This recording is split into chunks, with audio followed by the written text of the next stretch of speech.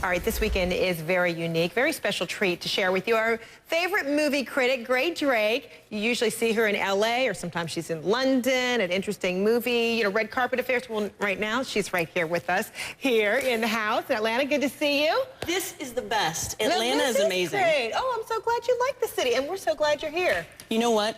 I figured since I was in Georgia, I made a dress out of the curtains in my hotel room. Right? Gone with the Wind reference. You're amazing. Oh, hilarious. Well, we've got a lot to talk about. We've got a couple movies, Expendables 2, Sparkle. Can't wait to see whether you think those movies shine. And then we've got some DVDs to talk about. And then we're going to go behind the scenes on how the folks at RottenTomatoes.com do their thing. We're going to lift back the curtain. That's right. So let's begin first with, should we talk about Expendables 2 first? First of all, set it up for me. What's this all about? Sylvester Stallone. Sylvester Stallone and the guys are back. Okay. This is every action star you've ever wanted to see in a film together. So really? This is the second one in the series. This was going to be an animated film, Expendables. Okay, I got it all wrong. I'm thinking about the wrong thing. Okay. It is so far from animated, your head's going to blow up with the magnificence of this movie. Really? Yeah. Jason Statham, Sylvester Stallone, Dolph Lundgren, all of these guys are in one film, and the simple plot of the film is that Bruce Willis offers them a job. It turns out to be harder than they imagined. Boom, Sylvester Stallone ends up punching Jean-Claude Van Damme in the face.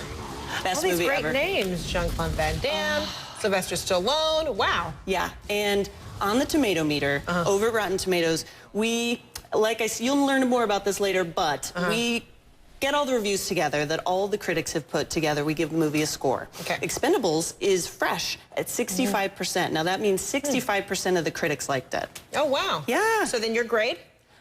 I'm with them. I think that the movie, it sort of feels a little bit like it was written by a dude who's gotten hit in the head too much. Well, you're looking at all this action here. This is a dude's movie all the way. Sylvester Stallone was partially responsible for the script. Bruce Willis, I mean, Who cares about the script? It's full of explosions, and that's all anybody wants to see. I'm with the critics. Oh, that's great. All right, now let's talk about Whitney Houston's last film before her parting. Right. Does it sparkle?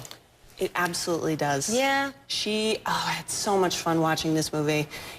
It's for anybody who watched Dreamgirls and thought that it had a little bit too much integrity. Okay, it's like Sparkle is soap opera Dreamgirls. It has the rise and fall of an incredibly talented girl, her sisters, kind of like the Supremes. Jordan Sparks. Exactly. And Carmen Ejogo, I hope I'm saying her last name right, she plays the oldest sister, and every single one of these girls in the film are just amazing. The music can't be beat. It really is. I loved it. Oh, my goodness. That means you gave it a great grade. Oh, I just thought this movie it did sparkle. It was fantastic. And on Rotten Tomatoes, 56% on the tomato meter. So and basically what the critics are saying is that it's full of every single movie cliche that you could think of. And it is, but it doesn't matter because the music is great, Jordan Sparks is great, and Whitney Houston, her performance brought tears to my eyes. Oh, fantastic. Should we be looking at a clip? Yes. Let's watch. I know the Lord loves me, and he wouldn't torture me with something I want to do, can't help but do. So I figured You figured I was wrong. that I had a gift. Sparkle, you can have a gift.